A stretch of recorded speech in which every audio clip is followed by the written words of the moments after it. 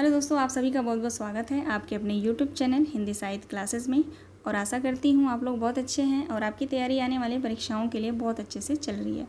तो चलिए, आज के प्रैक्टिस सेट में हम 50 महत्वपूर्ण क्वेश्चन को सॉल्व करने वाले हैं, जो मैंने आप लोगों को सरस्वती पांडे गोविंद पांडे की बुक से जो है मैंने कल के कंटेंट में हमने प्रगतिवाद पढ़ा था। आशा करती हूँ आप लोगों ने प्रगतिवाद जो है पढ़ा है। तो उसी कंटेंट से रिलेटेड जो है यहाँ पे क्वेश्चन को मैंने लिया है। 50 क्वेश्चन है, महत्वपूर्ण है। आप लोग क्लास में बने रहिएगा, क्वेश्चन को सॉल्व करिए और देखिए कि आपके कितने सही हो रहे हैं क्वेश्चन, आपने कितना जो है आपने पढ़ा है, कितने अच्छे तरीके से आपने प्रगतिवाद को पढ़ा है। ठीक है, तो चलिए स्टार्ट करते हैं क्लास को। जो भी भाई बहन मेरे चैनल पर नए हैं उन सभी लोगों का स्वागत है। आप लोग क्वेश्चन को ज़रूर सॉल्व करिएगा और चैनल को सब्सक्राइब ज़रूर कर लीजिएगा। ठीक है, बेल आइकन को भी प्रेस कर लीजिएगा ताकि आने वाला हर वीडियो आपके पास आसानी से पहुंच सके। देखते हैं आज का पहला प्रश्न। सर 1934 ईस्वी में गोर्की के नेतृत्व में रूस में किस संघ की स्थापना हुई थी? प्रगतिशील लेखक संघ की, सोवियत लेखक संघ की, राष्ट्रीय सांस्कृतिक संघ की, या इनमें से कोई नहीं? आप लोग बताएंगे गोर्की के नेतृत्व में रूस में किस संघ की स्थापना हुई थी। तो राइट आंसर हमारा ऑप्शन बी होगा, सोवियत लेखक संघ की। अगला प्रश्न है, राजनीति के क्षेत्र में जो समाजवाद या साम्यवाद है, साहित्य के क्षेत्र में वही क्या है? भौतिकवाद है, समाजवाद है, प्रगतिवाद है, या छायावाद है? राजनीति के क्षेत्र में जो समाजवाद या साम्यवाद है, साहित्य के क्षेत्र में वही प्रगतिवाद है। ऑप्शन सी हमारा राइट होगा। अगला प्रश्न देखेंगे, प्रगतिवाद का सैद्धांतिक आधार क्या है? आपको बताना है प्रगतिवाद का सैद्धांतिक आधार क्या है। राइट आंसर हो जाएगा ऑप्शन ए, द्वंद्वात्मक भौतिकवाद। मार्क्स का द्वंद्वात्मक भौतिकवाद। क्वेश्चन नंबर 4 को देखेंगे, विश्व का पहला लेखक संगठन कौन सा है? प्रगतिशील लेखक संगठन, सोवियत लेखक संघ, या राष्ट्रीय सांस्कृतिक धारा मानसल कविता? विश्व का पहला लेखक संगठन कौन सा था? राइट आंसर होगा सोवियत लेखक संघ। आगे बढ़ेंगे। अगला प्रश्न है, प्रगतिशील लेखक संघ के प्रथम अध्यक्ष कौन माने जाते हैं? प्रेमचंद, E.M. फोर्स्टर, हेनरी, या हीरेन मुखर्जी? प्रगतिशील लेखक संघ के प्रथम अध्यक्ष प्रेमचंद हैं। राइट आंसर हमारा ए हो जाएगा। अगला प्रश्न देखेंगे, केदारनाथ अग्रवाल का जन्म कब हुआ था? आसान क्वेश्चन है। केदारनाथ अग्रवाल का जन्म कब हुआ था? 1911 ईस्वी में। अगला प्रश्न है, केदारनाथ अग्रवाल अपनी काव्य यात्रा के आरंभिक दौर में किस उपनाम से रचनाएं लिखते थे? आपको बताना है केदारनाथ अग्रवाल आरंभिक दौर में किस उपनाम से रचनाएं लिखते थे। राइट आंसर हो जाएगा बालेंदु उपनाम से। अगला प्रश्न है, केदारनाथ अग्रवाल की रचनाओं के में जो है असंगत बताना है। अपूर्वा 1985, युग की गंगा 1957, हे मेरी तुम 1981, लोक और आलोक 1957। राइट आंसर क्या होगा क्वेश्चन नंबर 8 का? राइट आंसर हो जाएगा युग की गंगा। युग की गंगा जो है वो 1957 में नहीं है, 1947 में है। ठीक है, राइट आंसर हमारा बी होगा। आगे बढ़ेंगे। अगला प्रश्न है, नागार्जुन का मूल नाम क्या था? नागार्जुन का मूल नाम क्या था आपको बताना है। सही जवाब होगा ऑप्शन ए, वैद्यनाथ। वैद्य नहीं होगा, वैद्यनाथ। ठीक है, आगे देखेंगे। अगला प्रश्न है, गोकुल मिश्र और उमा देवी किस कवि के माता पिता का नाम है? गोकुल मिश्र और उमा देवी किस कवि के माता पिता का नाम है? राइट आंसर होगा नागार्जुन। नागार्जुन के माता पिता का नाम है, पिता का नाम है गोकुल मिश्र, माता का नाम है उमा देवी। आगे देखेंगे, नागार्जुन का पहला साप्ताहिक उपनाम क्या था? सॉरी, साप्ताहिक नहीं, साहित्यिक उपनाम। ठीक है, नागार्जुन का पहला साहित्यिक उपनाम क्या था? यात्री, नागार्जुन, वैद्यनाथ, या वासुदेव? नागार्जुन का पहला साहित्यिक उपनाम यात्री था। राइट आंसर हमारा ए होगा। आगे देखेंगे। अगला प्रश्न है, नागार्जुन संस्कृत और मैथिली भाषा में किस उपनाम से कविताएं लिखते थे? आपको बताना है नागार्जुन संस्कृत और मैथिली भाषा में किस उपनाम से कविताएं लिखते थे? यात्री उपनाम से। ठीक है, यात्री उपनाम से लिखते थे। ऑप्शन ए हमारा सही जवाब है। अगला प्रश्न है नागार्जुन की खड़ी बोली में प्रथम प्रकाशित रचना कौन सी है? नागार्जुन की प्रथम प्रकाशित रचना कौन सी है जो खड़ी बोली में लिखी गई थी?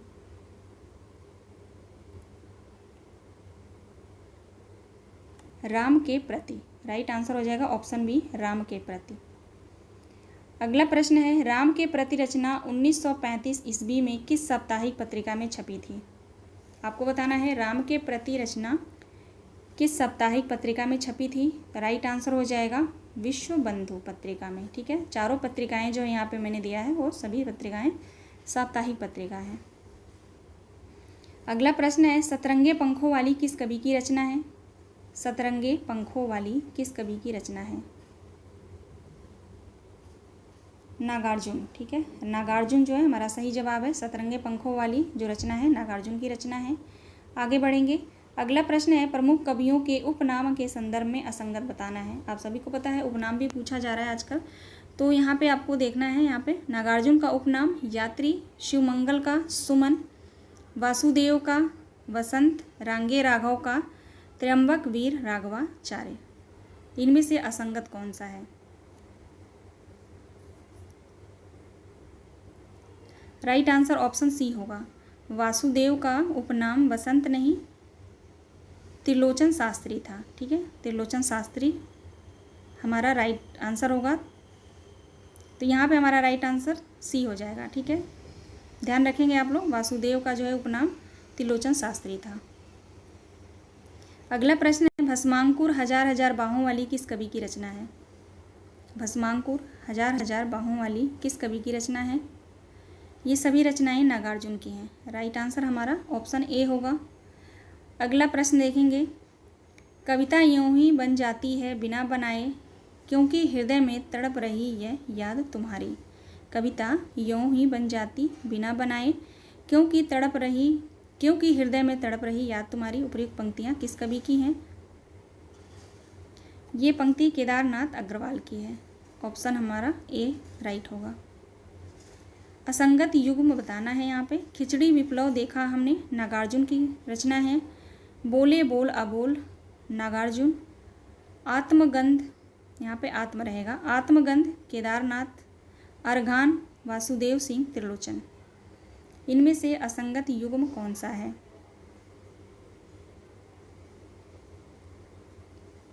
बोले बोल अबोल हमारा असंगत है। बोले बोल अबोल जो है नागार्जुन की रचना नहीं है, केदारनाथ अग्रवाल की रचना है। प्रकाशन वर्ष है इसका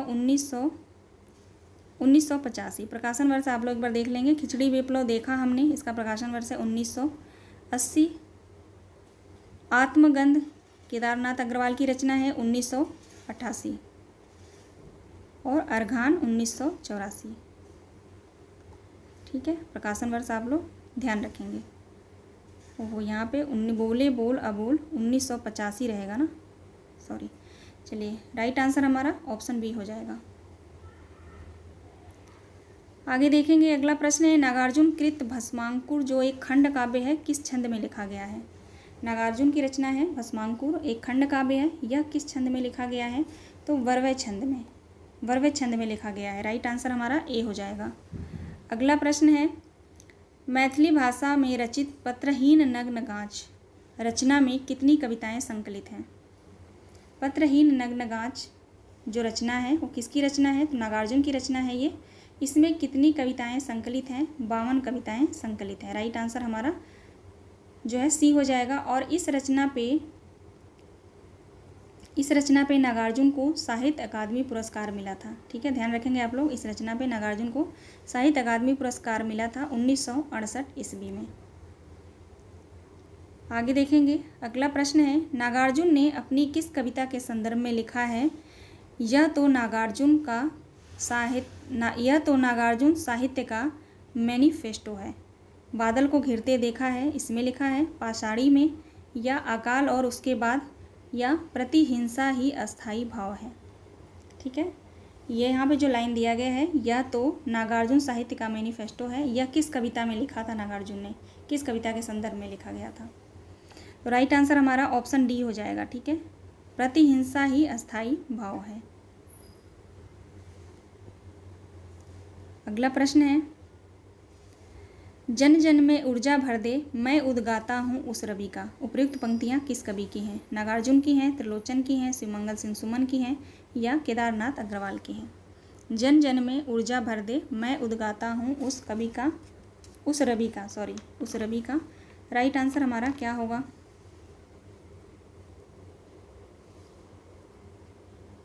ऑप्शन ए हमारा सही जवाब है, नागार्जुन की पंक्ति है ये।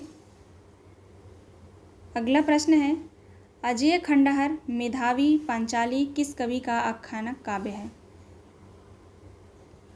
अजय खंडहर मेधावी पांचाली किस कवि की रचना है या आख्यानक काव्य है? ये सभी रचनाएं रांगे राघव की है। ठीक है, रांगे राघव। राइट आंसर हमारा बी होगा। आगे देखेंगे, अगला प्रश्न है, बच्चन सिंह ने किस कवि की कविताओं को नुक्कड़ की कविता की संज्ञा दी है? बच्चन सिंह ने किस कवि की कविताओं को नुक्कड़ की कविता का संज्ञा दिया है? नागार्जुन। ठीक है, राइट आंसर हमारा ए हो जाएगा। नागार्जुन की कविताओं को बच्चन सिंह ने नुक्कड़ की कविता कहा है। अगला प्रश्न है, शिवमंगल सिंह सुमन का प्रथम काव्य संग्रह कौन सा है? आपको बताना है शिवमंगल सिंह सुमन की प्रथम काव्य संग्रह कौन सा है? हिल्लोल। राइट आंसर हो जाएगा हिल्लोल। प्रकाशन वर्ष आप लोग ध्यान रखेंगे, हिल्लोल का जो प्रकाशन वर्ष है 1939 है, 1939। आगे बढ़ेंगे, अगला प्रश्न है, निम्नलिखित में से कौन सी कविता शिवमंगल सिंह सुमन की नहीं है? गुनिया का यौवन, कलकत्ते का अकाल, चल रही कुदाली, अकाल और उसके बाद। इनमें से कौन सी कविता शिवमंगल सिंह सुमन की नहीं है?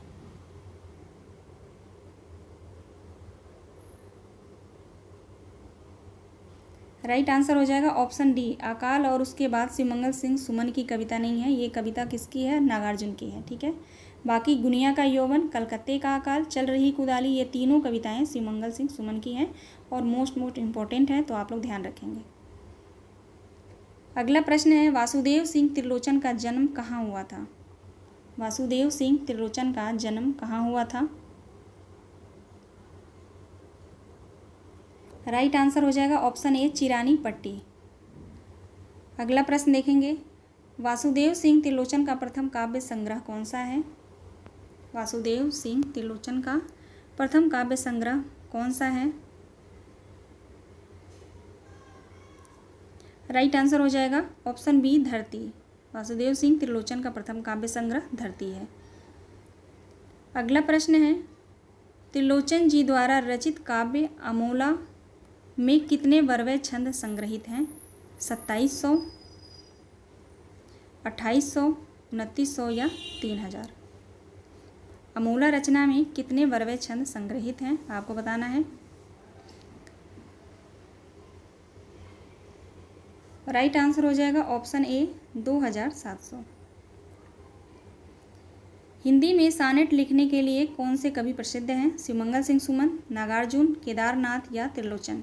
हिंदी में सानेट लिखने के लिए कौन से कवि प्रसिद्ध हैं?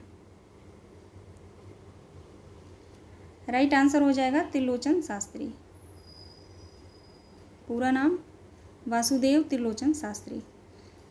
अगला प्रश्न है, रांगे राघव के किस रचना में 3 शीर्षकों झंकार, ललकार, हुंकार से स्टालिनग्राद युद्ध के कतिपय स्थलों का वर्णन किया गया है? ठीक है, क्वेश्चन एक बार फिर से पढ़ लेती हूँ। रांगे राघव की किस रचना में 3 शीर्षक से लिया गया है? पहला है झंकार, ललकार, हुंकार में हुंकार से स्टालिनग्राद युद्ध के कतिपय स्थलों का वर्णन किया गया है। वह रचना इनमें से कौन सी है?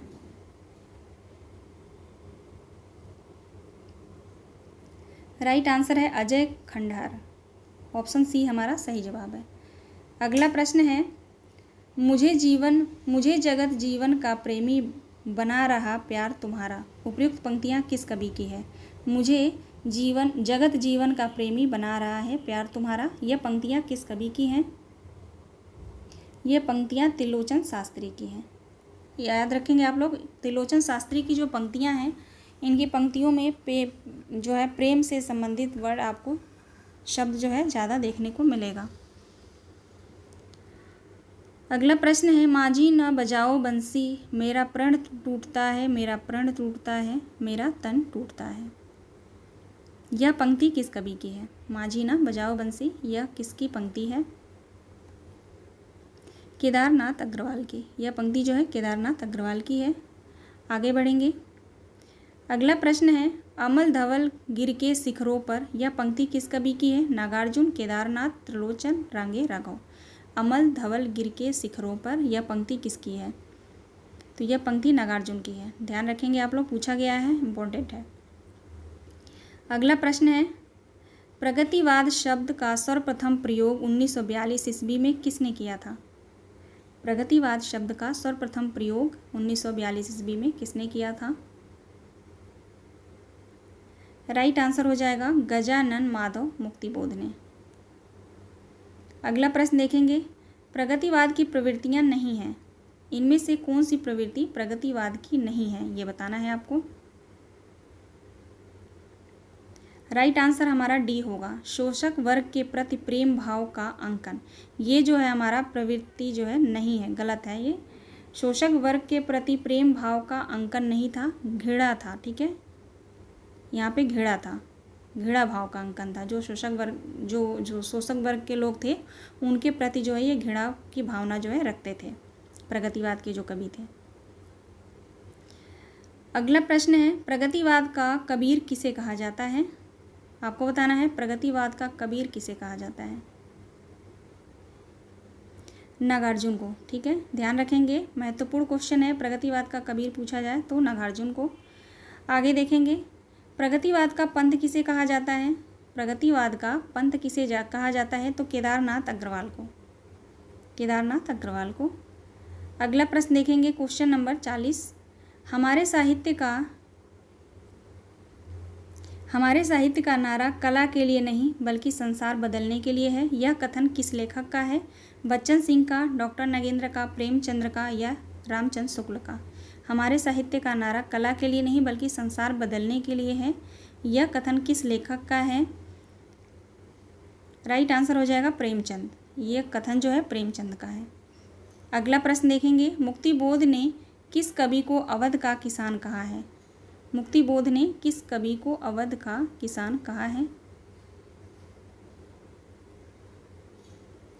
त्रिलोचन शास्त्री को। राइट आंसर हमारा ए हो जाएगा। अपूर्वा कविता की पृष्ठभूमि किस काव्य पर आधारित है? अपूर्वा कविता की पृष्ठभूमि किस काव्य पर आधारित है? राम काव्य, कृष्ण काव्य, गीति काव्य, रामायण? कृष्ण काव्य पर आधारित है। ध्यान रखेंगे आप लोग, अपूर्वा कविता की पृष्ठभूमि जो है कृष्ण काव्य पर आधारित है। अगला प्रश्न देखेंगे, शिवमंगल सिंह सुमन को किस रचना के लिए 1974 ईस्वी में साहित्य अकादमी पुरस्कार प्राप्त हुआ था? शिवमंगल सिंह सुमन को किस रचना के लिए साहित्य अकादमी पुरस्कार मिला था 1974 ईस्वी में? मिट्टी की बारात। राइट आंसर हो जाएगा मिट्टी की बारात। अगला प्रश्न देखेंगे, किस कवि के काव्य में राष्ट्रीय सांस्कृतिक चेतना तथा प्रगतिवाद दोनों विद्यमान हैं? आपको बताना है किस कवि के काव्य में राष्ट्रीय सांस्कृतिक चेतना और प्रगतिवाद चेतना दोनों विद्यमान हैं? रामधारी सिंह दिनकर हमारा सही जवाब होगा, रामधारी सिंह दिनकर। आगे बढ़ेंगे। अगला प्रश्न है, समय, सूर्य तथा अधैर्य का कवि किसे कहा जाता है? समय, सूर्य तथा अधैर्य का कवि किसे कहा जाता है?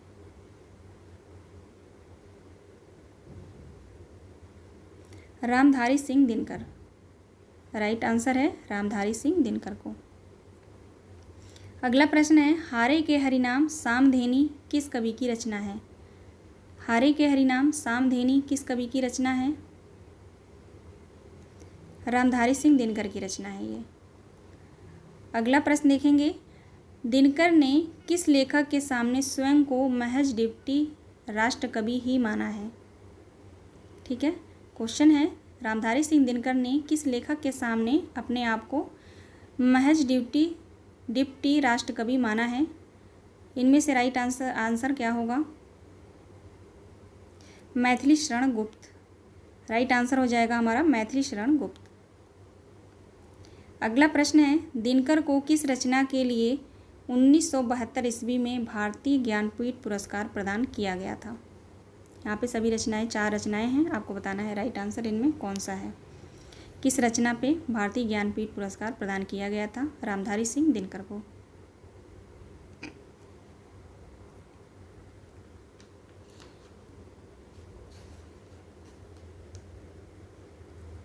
राइट आंसर हो जाएगा हमारा ऑप्शन बी, उर्वशी रचना पे। प्रकाशन वर्ष है उर्वशी रचना का 1961 ईस्वी। आगे बढ़ेंगे। अगला प्रश्न है, हटो व्योम के मेघ पंथ से स्वर्ग लूटने हम आते हैं, यह पंक्ति किस कवि की है? हटो व्योम के मेघ पंथ से स्वर्ग लूटने हम आते हैं, यह पंक्ति किस कवि की है? रामधारी सिंह दिनकर की यह पंक्ति है। ऑप्शन ए हमारा सही जवाब है। अगला प्रश्न है, कुरुक्षेत्र किस कवि की रचना है? कुरुक्षेत्र का प्रकाशन वर्ष है ये 1946। यह किस कवि की रचना है? रामधारी सिंह दिनकर की रचना है कुरुक्षेत्र। ठीक है, यहाँ पे रामधारी रहेगा, अलग अलग हो गया है। चलिए, क्वेश्चन नंबर 50 पूरे होते हैं। आज के जो क्वेश्चन इतने ही थे आज के प्रैक्टिस सेट में। आशा करती हूँ आपको क्वेश्चन जो है सही लगे होंगे, अच्छे लगे होंगे। आपने क्वेश्चन सॉल्व किया होगा। कमेंट के माध्यम से मुझे ज़रूर बताइएगा आपके कितने सही हुए हैं। ठीक है, और आप लोग अपना ध्यान रखिए और पढ़ते रहिए। मिलते हैं नेक्स्ट वीडियो में। आप सभी दोस्तों का बहुत बहुत धन्यवाद।